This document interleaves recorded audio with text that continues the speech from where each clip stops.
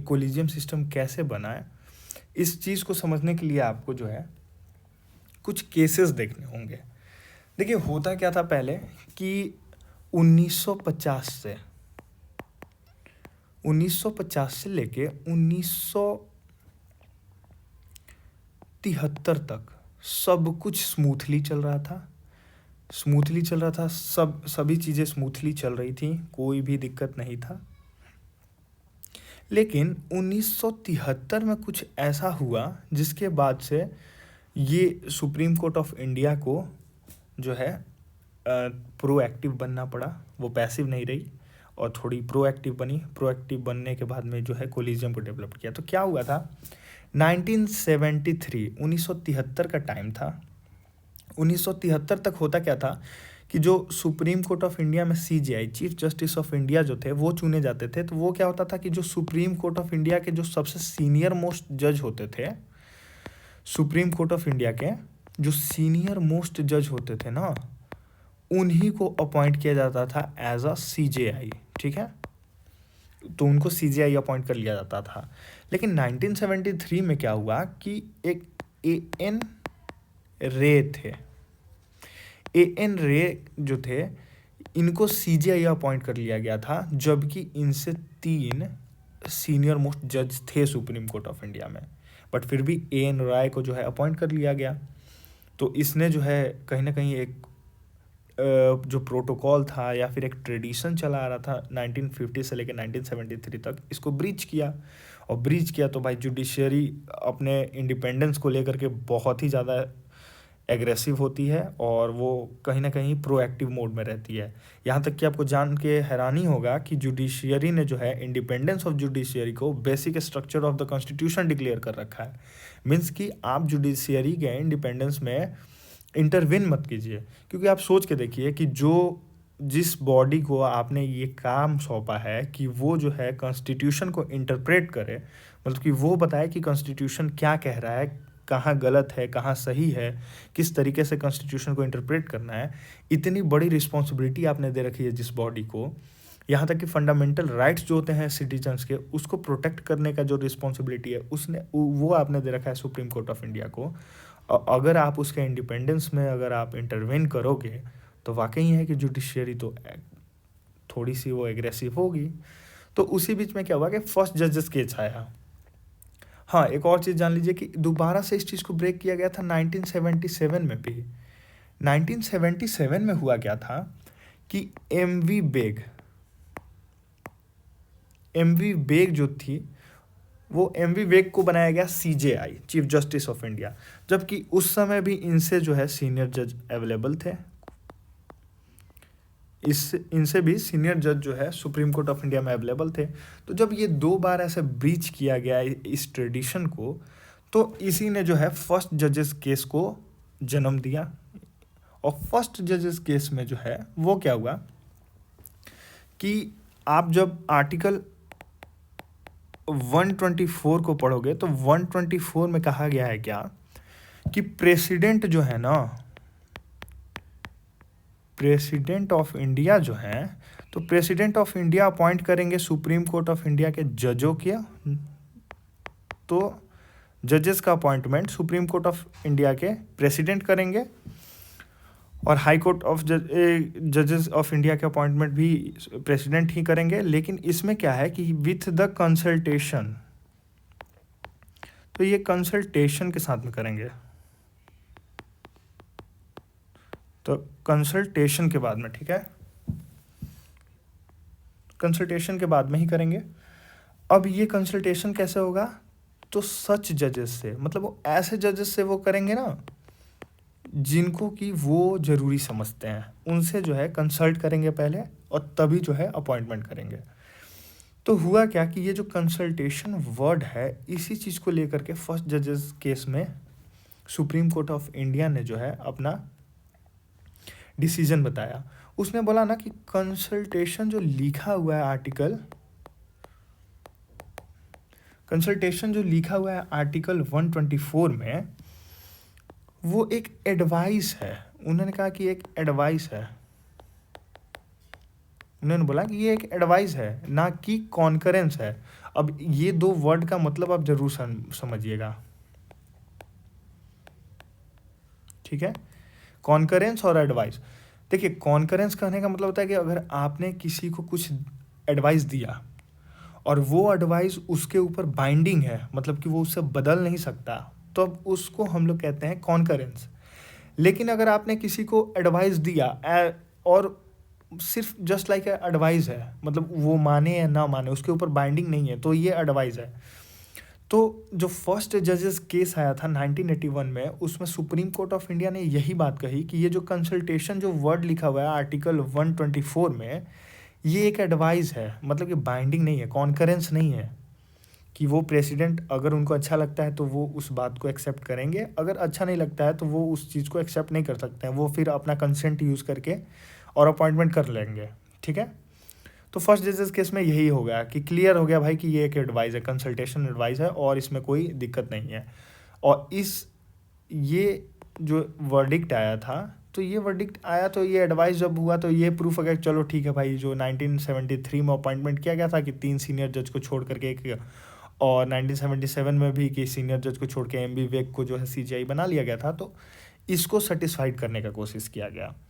क्योंकि आपको याद रखना होगा कि वो टाइम कौन सा था, वो टाइम था 1971 से लेके 76 तक, आप याद कीजिए 76 और 77 तक, ये टाइम था इंदिरा गवर्नमेंट का, ठीक है।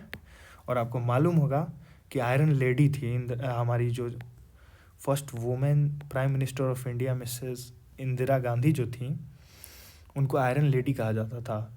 और वो सिर्फ एग्जीक्यूटिव तक ही अपनी पकड़ को नहीं मजबूत की हुई थी, उनका जो है तीनों बॉडीज़ पे, जुडिशियरी, एग्जीक्यूटिव और लेजिस्लेचर, इन तीनों जगहों पर वो काफ़ी स्ट्रॉन्ग थी। तो अगर वो कोई भी चीज़ चाहती तो उस चीज़ को फॉलो किया जाता था। तो ये भी आपको उस समय की बातें ध्यान रखनी होगी। तो ये जो डिसीजन आया था फर्स्ट जजेस केस में, इससे यही जो है सेटिस्फाइड करने की कोशिश किया गया कि जो एग्जीक्यूटिव ने किया है, मतलब कि द प्रेसिडेंट ऑफ इंडिया ने जो किया है, और प्रेसिडेंट ऑफ इंडिया कहने का मतलब क्या है कि द काउंसिल ऑफ मिनिस्टर्स, तो जो काउंसिल ऑफ मिनिस्टर ने किया है ये सही है, इसको सेटिस्फाइड करने का कोशिश किया गया था।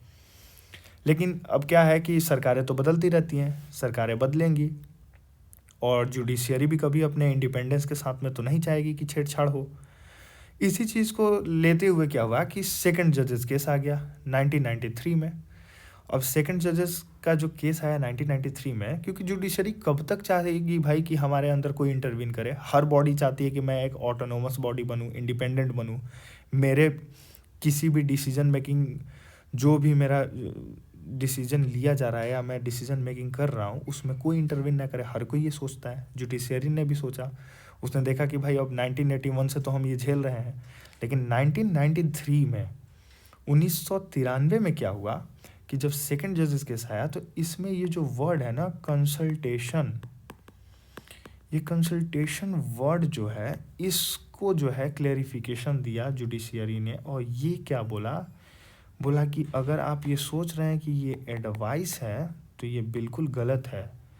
अगर कंसल्टेशन लेना है तो कंसल्टेशन का मतलब हो गया कॉन्करेंस, और कॉन्करेंस कहने का मतलब है कि ये आपके ऊपर बाइंडिंग है भाई। अगर प्रेसिडेंट कोई भी डिसीजन ले रहे हैं, अपॉइंटमेंट कर रहे हैं, तो उसमें जो है अपॉइंटमेंट से पहले वो जो है जब जजों से कंसल्ट करेंगे तो वो कंसल्ट जो है वो कंसल्ट एडवाइस नहीं है, जबकि वो कॉन्करेंस है। मतलब कि प्रेसिडेंट को जो एडवाइस देंगे जजेस, जो एडवाइस जजेस देंगे, वो जजेस की एडवाइस जो होगी वो बाइंडिंग होगी प्रेसिडेंट ऑफ इंडिया पे, ठीक है। तो वो प्रेसिडेंट ऑफ इंडिया पे बाइंडिंग होंगी, और बाइंडिंग होगी, ठीक है। इसके बाद उन्होंने क्या बोला कि जो सच जजेस लिखा है ना आर्टिकल, जब आप आर्टिकल 124 पढ़ोगे तो उसमें यही लिखा गया है कि the president of India appoints the जजेस of supreme court and high court with the consultation of such जजेस एज ही डीम्ड, मतलब कि वो जिसे समझ रहे हैं ऐसे जजेस से। तो उसमें कोई नंबर तो नहीं बताया गया था कि कितने जजेस से लेना है, कि सुप्रीम कोर्ट के पूरे जजेस से लेना है या एक से लेना है, सिर्फ सीजेआई से लेना है या दो से लेना है, तीन से लेना है, उसमें नंबर नहीं बताया गया था। तो ये सेकंड जजेस केस जो आया था इसमें यही बात कहा गया कि ये जो कंसल्टेशन ये लेंगे ना, ये लेंगे सीजेआई और +2 जो सीनियर मोस्ट जज होंगे, ठीक है, जो सीनियर मोस्ट जज होंगे, जजेस होंगे सुप्रीम कोर्ट ऑफ इंडिया के, इन तीन से मिलकर के जो भी डिसीजन लिया जाएगा वो वही जो है कंसल्टेशन समझा जाएगा। ये सेकंड जजेस केस में हुआ था, बट इसमें भी कुछ कमियां रह गई थी। अब इन कमियों को दूर करने के लिए क्या किया गया कि फिर दोबारा से 1998 का टाइम आया और उस समय 3 जजेस केस आया सामने। जो 3 जजेस केस आया तो 3 जजेस केस में इन्हीं सब चीज़ों को क्लेरिफाई किया सुप्रीम कोर्ट ऑफ इंडिया ने, और इसको अच्छे से क्लेरिफाई किया। बोला कि भैया देखिए होगा क्या कि ये जो आपने, और सॉरी एक ये बताया था मैं आप लोगों को बताना भूल गया, माफ़ कीजिएगा। ये जो सेकंड जजेस केस है ना, इसी में ये जो है ना, ये 3 मेंबर की जो बॉडी बनी, इसी को कोलिजियम कहा गया। इसी को कोलिजियम कहा गया, मतलब कि कोलिजियम कब आ गया था? कोलिजियम आ गया था आपका 1993 में, ठीक। लेकिन उस समय क्या था कि ये 3 मेंबर की ही ये बॉडी थी। लेकिन 3 जजेस केस जब आया तो 3 जजेस केस में क्या किया गया कि यही चीज़ों को बताया गया। जैसे अब 3 जजेस केस के टाइम पे याद कीजिए डेट कौन सा है, 1998, और 1998 के टाइम पे आपको मालूम होगा कि अटल गवर्नमेंट आई थी। अटल गवर्नमेंट आई थी। अब अटल गवर्नमेंट के टाइम में क्या हुआ कि प्रेसिडेंट को, आपको मालूम होगा कि अब आर्टिकल 143 जो है ना, इसके तहत जो है प्रेसिडेंट ऑफ इंडिया जो होते हैं, तो प्रेसिडेंट ऑफ इंडिया जो है सुप्रीम कोर्ट से एडवाइस ले सकते हैं। क्या ले सकते हैं? एडवाइस ले सकते हैं, ठीक है। तो आर्टिकल 43 का यूज़ करके, 143 का, ठीक। तो इसी का यूज़ करके प्रेसिडेंट ने एडवाइस मांगा, बोला कि ये जो आप ये बताइए कि आप जो ये कंसल्टेशन जो है आप देते हो, जो कंसल्टेशन दिया जा रहा है, तो ये क्या कंसल्टेशन आप जो है सीजेआई और जो 2 अदर जजेस थे, तो ये 2 अदर जजेस थे, तो क्या ये सिर्फ सीजेआई के ही जो एडवाइस दे रहे हैं, सीजेआई जो ही बोल रहे हैं, सिर्फ वही माना जा रहा है कि इन दोनों की भी बातों को रखा जा रहा है? मतलब मेजोरिटी से आप डिसीजन ले रहे हैं कि सिर्फ सीजेआई जो बोल दिया कि सीजेआई के बोलने की वजह से ही हो जा रहा है अपॉइंटमेंट? तो इसी चीज़ को क्लैरिफाई करते हुए थर्ड जजेस केस में क्या बोला गया कि नहीं देखिए, ये जो है ना सीजेआई के ही सिर्फ डिसीजन से डिपेंड नहीं करता है, इसमें चाहिए आपका क्या? मेजॉरिटी, ठीक। मतलब कि इन लोगों की भी जो भी ओपिनियन होगी उसको भी वेटेज दिया जाएगा, उनकी भी बात होगी।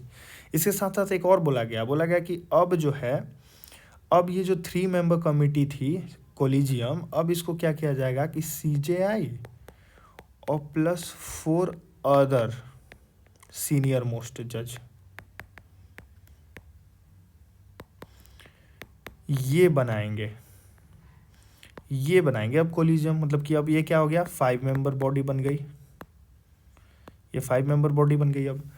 और उसमें भी क्या कहा गया कि अगर इन 5 मेंबर में से अगर 2 मेंबर भी इसके अगेंस्ट में, जो नाम, अगर ये बॉडी कोलिजियम कुछ नाम जो तैयार करती है, उन नामों पे अगर 2 जजेस भी डिसएग्री कर जाते हैं, तो वो नाम को जो है पूरा रद्द कर दिया जाएगा, मतलब कि उनको ख़त्म कर दिया जाएगा, फिर वो नल एंड वॉइड हो जाएगा। दोबारा से हम लोगों को बनाना पड़ेगा, नल एंड वॉइड हो जाएगा, दोबारा से हम लोगों को नया नाम का लिस्ट जो है वो बनाना पड़ेगा। ये कहा गया था आपका 3 जजेस केस में, ठीक है। तो 3 जजेस केस में ये बात कही गई।